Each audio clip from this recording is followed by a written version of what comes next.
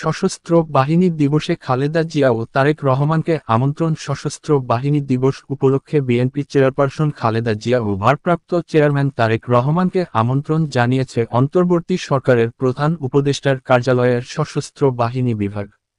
আজ মঙ্গলবার দুপুরে রাজধানীর গুলশানের বিএনপি চেয়ারপারসনের রাজনৈতিক কার্যালয়ে চেয়ারপারসনের একান্ত সচিব এ.বি.এম. আব্দুস সাত্তার আমন্ত্রণপত্র গ্রহণ করেন।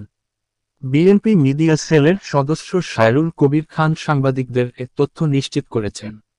দলীয় সূত্র জানিয়েছে, সশস্ত্র বাহিনী দিবস উপলক্ষে বিএনপি মহাসচিব মির্জা ফখরুল ইসলাম আলমগীর, স্থায়ী কমিটির সদস্যসহ ২৬ নেতার নামে আমন্ত্রণপত্র দেওয়া হয়েছে।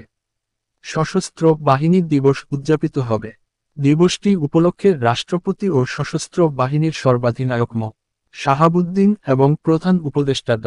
মুহাম্মদ ইউনূস পৃথক বাণী দেবেন বলে আজ এক সংবাদ বিজ্ঞপ্তিতে জানিয়েছে আন্তঃবাহিনী জনসংযোগ পরিদপ্তর, আইএসপিআর।